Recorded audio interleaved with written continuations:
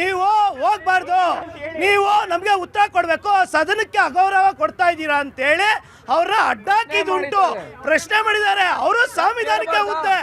ಯಾರು ರಾಜ್ಯಪಾಲರು ಏನೋ ಸುಪ್ರೀಂ ಇಲ್ಲ, ರಾಷ್ಟ್ರಪತಿಗಳೇ ಸುಪ್ರೀಂ. ಈ ರಾಷ್ಟ್ರದ ಸುಪ್ರೀಮು ರಾಷ್ಟ್ರಪತಿಗಳೇ ಹೊರತು ರಾಜ್ಯಪಾಲರಲ್ಲ. ರಾಜ್ಯಪಾಲರು ನೇಮಕ ಆಗಿರೋದು. ಅದರಿಂದ ಧಿಕ್ಕರಿಸಿ ಕೇಳಿದ್ರು. ಅವರು ರಾಜ್ಯಪಾಲರು ರಾಷ್ಟ್ರಗೀತೆಗೆ ಅಗೌರವ ತೋರಿದ್ದಾರೆ. ಏಳು ಕೋಟಿ ಕನ್ನಡಿಗರಿಗೆ ಅಗೌರವ ತಂದಿದ್ದಾರೆ. ಬಿಜೆಪಿ ಅವರಿಗೆ ನೆರವಾಗ್ಲಿಕ್ಕೆ ರಾಷ್ಟ್ರಪತಿಗಳು ಈ ಕೆಲಸ ರಾಷ್ಟ್ರಪತಿಗಳು ರಾಜ್ಯಪಾಲರ ಮುಖಾಂತರ ಬಿಜೆಪಿಯೇತರ ಸರ್ಕಾರಗಳನ್ನು ಕಟ್ಟಿ ಹಾಕುವ ಕೆಲಸವನ್ನು ಭಾರತೀಯ ಜನತಾ ಪಕ್ಷ ಮತ್ತು ಕೇಂದ್ರ ಸರ್ಕಾರ ಮಾಡ್ತಾ ಇದೆಯಾ? ರಾಜ್ಯಪಾಲರು ಯಾವಾಗಲೂ ಸಂವಿಧಾನದ ಅಡಿ ಕೆಲಸ ಮಾಡುವಂಥದ್ದು.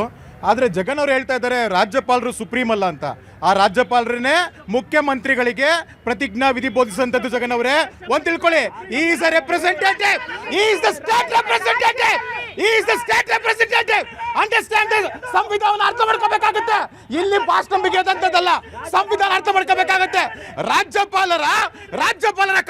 ರಾಜ್ಯಪಾಲರ ಕರ್ತವ್ಯದಲ್ಲಿ ಕೇಳ್ಕೊಳ್ರಿ. ರಾಜ್ಯಪಾಲರು ಸದನದಲ್ಲಿ ಸರ್ಕಾರ ಕೊಟ್ಟಿದ್ದ ಮಂಡನೆಯನ್ನು ಓದಿದ್ರು. ಆದರೆ ಕೇಳಿಸ್ಕೊಳ್ರಿ, ಎಲ್ಲವನ್ನ ಓದಬೇಕನ್ನುವುದು ಯಾವುದೇ ಕಾನೂನಲ್ಲಿ, ಯಾವುದೇ ರೂಲ್ಸ್ ನಲ್ಲಿ ಇಲ್ಲ. ಇದು ಕಾಂಗ್ರೆಸ್ ನವರು ಮೊದಲು ತಿಳ್ಕೊಬೇಕಾಗುತ್ತೆ. ಆಮೇಲೆ ರಾಜ್ಯಪಾಲರು ಸುಪ್ರೀಂ ಅಲ್ಲ ಅಂದ್ರು. ಇದೇ ರಾಜ್ಯಪಾಲರು ಇಟ್ಕೊಂಡ್ರು ರಾಷ್ಟ್ರಪತಿ ಅವ್ರನ್ನ 90ಕ್ಕೂ 100ಕ್ಕೂ ಹೆಚ್ಚು ಸರ್ಕಾರಗಳನ್ನ, ಚುನಾಯಿತ ಸರ್ಕಾರಗಳನ್ನ ಬೀಳಿಸಿದಂತ ಅಪಖ್ಯಾತಿ ಯಾರ್ದು? ಕಾಂಗ್ರೆಸ್ನವ್ರದ್ದು. ಮತ್ತೆ ಹೇಳ್ತಾರೆ ಇವರ ನಾಯಕರ ಬಗ್ಗೆ ಹೇಳ್ತಾ ಇದ್ರು. ಬಿ ಕೆ ಹರಿಪ್ರಸಾದ್ ಬಗ್ಗೆ ಹೇಳ್ತಾರೆ. ಸ್ವಾಮಿ, ನೀವು ಯಾವತ್ತು ಚುನಾಯಿತರಾಗಿ ಸದನಕ್ಕೆ ನೀವು ಯಾವತ್ತು ಬಂದಿಲ್ಲ. ಸಂವಿಧಾನದ ಬಗ್ಗೆ ಅಲ್ಲ, ಎಷ್ಟು ಜನ ಬಿಜೆಪಿನಲ್ಲಿ ಎಷ್ಟು ಜನ ಇದ್ದಾರೆ ಗಂಡಸರು ಚುನಾಯಿತರಾಗಿ ಬಂದವರು? ರಾಜ್ಯಪಾಲರು ಸಂವಿಧಾನದ ಬಗ್ಗೆ ಮಾತಾಡಬೇಕಾದ್ರೆ ರಾಜ್ಯಪಾಲರು ಬರಬೇಕಾದ್ರು, ರಾಜ್ಯಪಾಲರು ನಿರ್ಗಮಿಸಬೇಕಾದ್ರು ಶಿಷ್ಟಾಚಾರ ಇರುತ್ತೆ.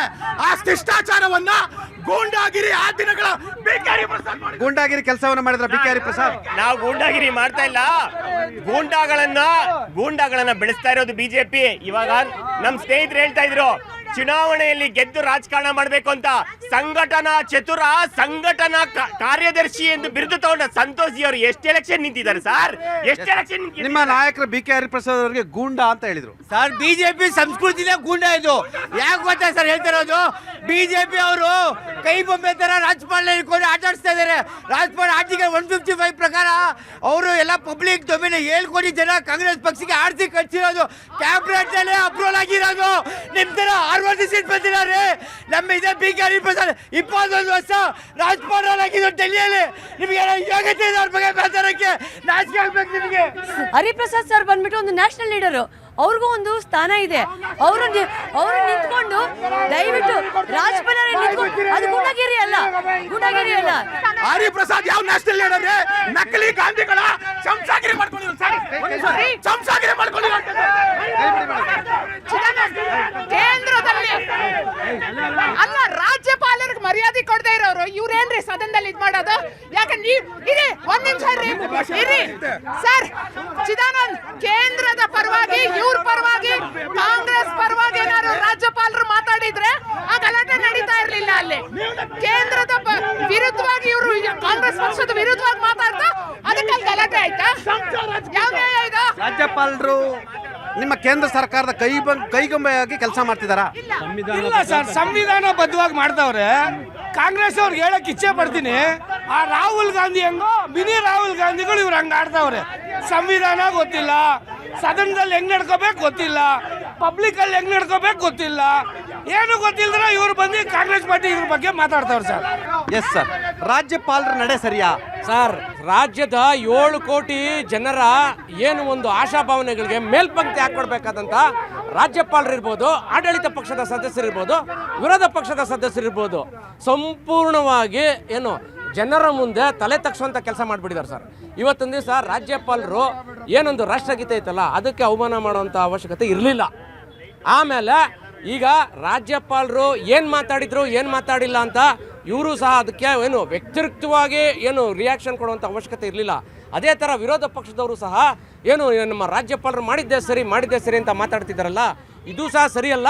ಯಾಕೆ ಅಂತಂದ್ರೆ ರಾಜ್ಯಪಾಲರು ನೇಮಕ ಆಗಿರೋದು ಕೇಂದ್ರ ಸರ್ಕಾರದಿಂದ, ಹಂಗಾಗಿ ಅವರು ಕೇಂದ್ರ ಸರ್ಕಾರ ಏನಿಸ್ತು ಇವರಿಬ್ರು ಕಿತ್ತಾಡ್ತವ್ರೆ?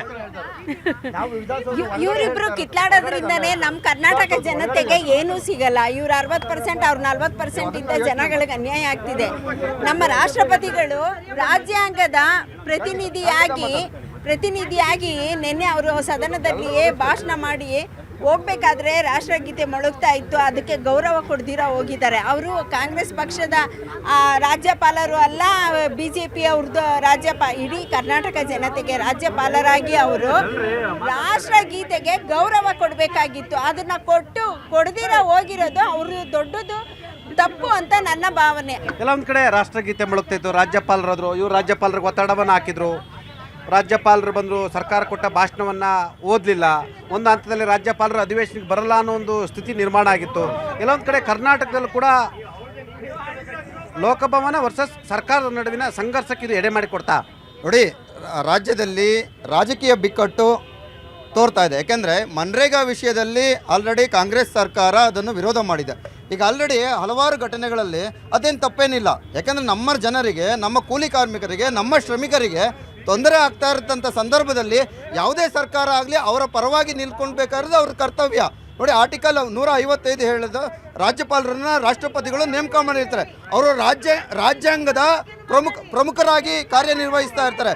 ಹಾಗೆ ಆರ್ಟಿಕಲ್ 163 ಪ್ರಕಾರ ಮಂತ್ರಿಮಂಡಲ ಮುಖ್ಯಮಂತ್ರಿಗಳ ನೇತೃತ್ವದ ಮಂತ್ರಿಮಂಡಲ ಏನು ಅವರಿಗೆ ಭಾಷಣವನ್ನು ಬರೆದುಕೊಡುತ್ತೆ, ಆ ಭಾಷಣವನ್ನು ಇದರ ವಿಧಾನಸಭೆಯ ಜಂಟಿ ಸದನದಲ್ಲಿ ಓದಬೇಕಾಗಿರೋದು ಅವರ ಕರ್ತವ್ಯ ಆಗಿರುತ್ತೆ.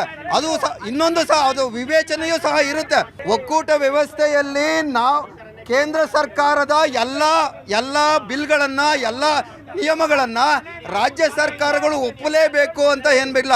ಇದು ಕೇಂದ್ರ ಸರ್ಕಾರ ಯಾಕೆ ಈ ರೀತಿ ಮಾಡ್ತಾ ಇದೆ ಅಂದರೆ, ದಕ್ಷಿಣ ಭಾರತದ BJP ಆಡಳಿತ ಸಾಧ್ಯವಾಗದೆ ಹೋಗಿರೋದಕ್ಕೋಸ್ಕರ ರಾಜ್ಯಪಾಲರು ಫ್ರಸ್ಟ್ರೇಟ್ ಆಗಿ ರಾಜ್ಯಪಾಲರ ಮುಖಾಂತರ ಆಡಳಿತ ಮಾಡ್ತಕ್ಕಂಥ ಸರ್ಕಾರಗಳನ್ನ ನೋಡಿ, ದಕ್ಷಿಣ ಭಾರತದಲ್ಲಿ ಆಡಳಿತ ಸಾಧ್ಯವಾಗದ ಹಿನ್ನೆಲೆಯಲ್ಲಿ ಅದರ ಅಸಹನೆಯನ್ನ ರಾಜ್ಯಪಾಲರ ಮುಖಾಂತರ ನಮಗೆ ಹೇರ್ತಾ ಇದ್ದಾರೆ. ಇದು ದೊಡ್ಡ ತಪ್ಪು. ಒಕ್ಕೂಟ ವ್ಯವಸ್ಥೆಗೆ ಇದು ದೊಡ್ಡ ಪೆಟ್ಟು ಅಂತ ಹೇಳ್ತೀವಿ. ಯಾಕೆಂದರೆ APMC ಆ್ಯಕ್ಟನ್ನು ಎಲ್ಲರೂ ವಿರೋಧ ಮಾಡಿದ್ರು. ಆಗ ಸಾಕಷ್ಟು ಹೋರಾಟ ಆಯಿತು, ದೆಹಲಿಯಲ್ಲಿ ಸಾಕಷ್ಟು ಹೋರಾಟ ಆಯಿತು. ಆ ಹೋರಾಟದ ಹಿನ್ನೆಲೆಯಲ್ಲಿ ಒತ್ತಡಕ್ಕೆ ಮಣಿದು ಕೇಂದ್ರ ಸರ್ಕಾರ ರಾಷ್ಟ್ರಪತಿಗಳ ಅಂಕಿತ ಆಗಿದ್ರೂ ಸಹ ವಾಪಸ್ಸು ತೆಗೆದುಕೊಳ್ಳುವಂತಾಯಿತು. ಅದೇ ರೀತಿ ಜನ ವಿರೋಧಿಯಾದಂತಹ ಯಾವುದೇ ನಿಯಮಗಳನ್ನು ಸರ್ಕಾರ ತಂದರೆ ಅದು ನಾವು ಒಪ್ಪಬೇಕಾಗಿಲ್ಲ. ರಾಜ್ಯ ಸರ್ಕಾರಗಳನ್ನು ವಿಶ್ವಾಸಕ್ಕೆ ತೆಗೆದುಕೊಳ್ಳದೆ ಮಹಾತ್ಮ ಗಾಂಧಿ ನರೇಗಾ ಮಸೂದೆಯನ್ನು ವಾಪಸ್ ತೆಗೆದುಕೊಂಡು ಹೊಸ ಮಸೂದೆಯನ್ನು ಇಂಟ್ರೊಡ್ಯೂಸ್ ಮಾಡಿದ್ರೆ ಎಷ್ಟು ಮಟ್ಟಿಗೆ ಸರಿ? ಸರ್, ಇವಾಗ ನಂದು ಪ್ರಶ್ನೆ BJP ಅವ್ರಿಗೆ ಮಾತ್ರ ಇರುತ್ತೆ. ಯಾಕಂದರೆ ಇವರು ಇವಾಗ ಮನ್ರೇಗಾ ಮತ್ತು ನರೇಗಾ ಏನು ನಾವು ಅಂತೀವಿ, ಅದರಲ್ಲಿ ಇವರು ಗುಜರಾತಲ್ಲಿ ರಾಜ್ಯದಲ್ಲಿ ಎಷ್ಟು ಕೋಟಿ ಭ್ರಷ್ಟಾಚಾರ ಮಾಡಿದ್ದಾರೆ ಅದು ಮಾತ್ರ ಅವ್ರು ಹೇಳಬೇಕು. ಎಷ್ಟು ಲಕ್ಷ, ಎಷ್ಟು ಕೋಟಿ ಲಕ್ಷ, ಎಷ್ಟು ಸಾವಿರ, 70,000 ಕೋಟಿ. ಇವಾಗ ಕೋರ್ಟಲ್ಲಿ ಕೇಸ್ ಇದೆ, ಅದರಲ್ಲಿ ಕಾಂಗ್ರೆಸ್ನವರು ಕೂಡ ಜಾಮೀನಾಗಿದ್ದಾರೆ. ಬೇಲ್ ಮೇಲೆ ಇವಾಗ ಬಂದಿದ್ದಾರೆ. 70,000 ಕೋಟಿ ಮನ್ರೇಗಾ ದುಡ್ಡು ಕಳ್ಳರು ಮಾಡಿದ್ದೀರಾ. ಗುಜರಾತ್ನಲ್ಲಿ ಮನ್ರೇಗಾ ಹಣವನ್ನು ಗುಜರಾತ್ ಸರ್ಕಾರದ ನಿಮ್ಮ MLAಗಳೇ ತಿಂದಾಕಿದ್ದಾರೆ ಅಂತ ಹೇಳ್ತಾರೆ. ನೋಡಿ, ಸುಮ್ಮನೆ ವೀಕ್ಷಕರಿಗೆ ತಪ್ಪು ಅಭಿಪ್ರಾಯ ಹೋಗಬಾರ್ದು. ಪ್ರಜಾಪ್ರಭುತ್ವದ ಮೌಲ್ಯವನ್ನು ಗಾಳಿಗೆ ತೂರಿದ ಕಾಂಗ್ರೆಸ್ ಪಕ್ಷ ಇವತ್ತು ಸದನದಲ್ಲಿ ಅದನ್ನು ತೋರಿಸ್ಬಿಟ್ರು. ಯಾವಾಗ ಇವರು ರಾಜ್ಯಪಾಲರಿಗೆ ಇವರು ರೆಸ್ಪೆಕ್ಟ್ ಕೊಟ್ಟಿಲ್ವೋ, ಯಾಕೆ ರಾಜ್ಯಪಾಲರುಗಳು BJPಯೇತರ ಸರ್ಕಾರಗಳಲ್ಲಿ ರಾಜ್ಯಪಾಲರು ಆ ಸರ್ಕಾರಗಳನ್ನ ಕಂಟ್ರೋಲ್ ಮಾಡಕ್ಕೆ ಹೋಗ್ತಾರೆ, ಅವರ ಅಧಿಕಾರವನ್ನು ಮೊಟಕು ಮಾಡ್ಲಿಕ್ಕೆ ಹೋಗ್ತಾರೆ, ಯಾವುದೋ ಕೇಸ್ಗಳನ್ನು ದೂರು ಕೊಡ್ಲಿಕ್ಕೆ ಹೋದರೆ ಯಾಕೆ ಅದನ್ನ ಪ್ರಾಸಿಕ್ಯೂಷನ್ಗೆ ಕೊಡ್ತಾರೆ? ಎಲ್ಲ ಒಂದು ಕಡೆ ಆ ಸರ್ಕಾರಗಳನ್ನು ಎಲ್ಲೊಂದು ಕಡೆ ಅವರ ಹಕ್ಕನ್ನು ಮೊಟಕುಗೊಳಿಸೋ ಪ್ರಯತ್ನನ ಇದು. ಎಕ್ಸಾಂಪಲ್ ಹೇಳಿ, ರಾಜ್ಯಪಾಲರು ಬರಬೇಕಿತ್ತು, ಬಂದ್ರೆ ಇಲ್ವಾ? ಭಾಷಣ ಮಾಡಬೇಕಿತ್ತು, ಮಾಡಿದ್ರೆ ಇಲ್ವಾ? ರಾಜ್ಯಪಾಲರನ್ನು ರೂಲ್ ನಂಬರ್ 27 ಏನು ಹೇಳುತ್ತೆ? ಅವರನ್ನು ಗೌರವದ ಕರ್ಕೊಂಡು ಹೋಗ್ಬೇಕಂತ ಹೇಳುತ್ತೆ. ಗೂಂಡಾಗಿರಿ ತರ ಹೆಂಗ್ ಮಾತಾಡಿದ್ರಿ ನೀವು? ಶೇಮ್ ಅಂತ ಮಾತಾಡ್ತೀರಾ ರಾಜ್ಯಪಾಲರಿಗೆ, ಧಿಕ್ಕಾರ ಅಂತ ಮಾತಾಡ್ತೀರಾ ರಾಜ್ಯಪಾಲರಿಗೆ. ಇದು ನೀವು ಕೊಡುವಂತಹ ರಾಜ್ಯಪಾಲರ ಗೌರವನ? ರಾಜ್ಯಪಾಲರ ನಡೆಯನ್ನ ತಾವು ಸ್ವಾಗತಿಸ್ತೀರಾ? ರಾಜ್ಯಪಾಲರ ನಡೆಯನ್ನು ಖಂಡಿತವಾಗ್ಲೂ ಸ್ವಾಗತಿಸ್ತೀವಿ. ಎಸ್ ಮೇಡಮ್, ತಾವು ಏನು ಹೇಳ್ತೀರಿ? ಸಾಗಿಸ್ತೀವಿ ಸರ್. ಸರ್, ಭಾರತೀಯ ನಮ್ಮ ದೇಶದಲ್ಲೇ ಮೊಟ್ಟ ಮೊದಲ ಪ್ರಜೆ ರಾಜ್ಯಪಾಲರಿಗೆ ಗೌರವ ಕೊಡಲೇಬೇಕು ಸರ್. ಅದು ಯಾವ ಸರ್ಕಾರ ಇರುತ್ತೆ ಅಲ್ಲ. We should give the respect. First ನಾವು ಅವರಿಗೆ ಗೌರವ ಏನಿದೆ ಅದನ್ನು ನಾವು ಸೂಚಿಸಲೇಬೇಕು ಸರ್. ಒಬ್ಬ ರಾಜ್ಯಪಾಲರಿಗೆ ಕನಿಷ್ಠ ಗೌರವವನ್ನು ಕೊಡಲಿ. ಯಾಕಂತ ಹೇಳಿದ್ರೆ ಅವತ್ತು ಹಂಸರಾಜ್ ಭಾರದ್ವಾಜ್ ಅವರು ಇದೇ ಕೆಲಸವನ್ನು ಮಾಡಿದ್ರು. ಅವತ್ತು ಬಿಜೆಪಿಯವರು ಅವರಿಗೆ ಧಿಕ್ಕಾರವನ್ನು ಕೂಗಿದ್ರು. ಸರ್, ರಾಷ್ಟ್ರಪತಿ ನೇಮಕ ಮಾಡಿರೋ ರಾಜ್ಯಪಾಲರು BJP ಅಲ್ಲ ಇವಾಗ ಮಾತಾಡಿರೋದು. ಇವಾಗ ಅಂತ ರೇ ಕೇಳ್ರಿ, ಇಲ್ಲಿ ರಾಷ್ಟ್ರಗೀತೆ ಓದಿದ್ರೇನ್ರಿ ಅವರು? ರಾಜ್ಯಪಾಲರು ಓದಿದೇನ್ರಿ? ಜೈ ಹಿಂದ್ ಜೈ ಕರ್ನಾಟಕ ಮತ್ತೆ ಆಯ್ತು, ಅಲ್ಲಿ ಎಲ್ಲಿ ಓದಕ್ ಬಿಡ್ರಿ? ಅವ್ರಿಗೇನು ಹೋಗಿ ಹಿಡ್ಕೊಂಡಿದ್ರ? ಇವಾಗ ಯಾರು ಹೋಗಿ ಓದ್ಬೇಡ್ರಿ. ನಮ್ದು ಮನ್ರೇಗಾ ಅನ್ನೋದು ಗ್ರಾಮ ಪಂಚಾಯತಿಯಲ್ಲಿ ಕೆಲಸ ಮಾಡೋ ಬಡವರು ವಸ್ತುನ ಜಿ ರಾಮ್ಜಿ ಅಂತ ಮಾಡಿದ್ರು. ಅದು ಉಲ್ಲೇಖ ಮಾಡಿದ್ದು ತಪ್ಪಾಯ್ತಾ? ರಾಜ್ಯಪಾಲರು ಇರೋದು ಸಂವಿಧಾನದ ಬಗ್ಗೆ ಮಾತಾಡೋಕ್ಕೆ. ಅವ್ರನ್ನ ಬಂದು ಚೇರ್ ಹಾಕೊಂಡು ಕುತ್ಕೊಳ್ಳೋಕಲ್ಲ ಅಲ್ಲಿಂದ ಬಂದು. ಇವಾಗ ಸರ್ಕಾರ ತಂದಿರೋದು, ಸಾರ್ವಜನಿಕರು ಸರ್ಕಾರ ತಂದಿರೋದು. ಕ್ಯಾಬಿನೆಟಲ್ಲಿ ಪಾಸ್ ಆದಾಗ ಅದೇ ರಾಜ್ಯಪಾಲರು ಅದು ಹೋಗ್ಲೇಬೇಕು ಅಂತ ಸಂವಿಧಾನದಲ್ಲಿ ಬರ್ದಿದೆ ಸರ್. Yes sir.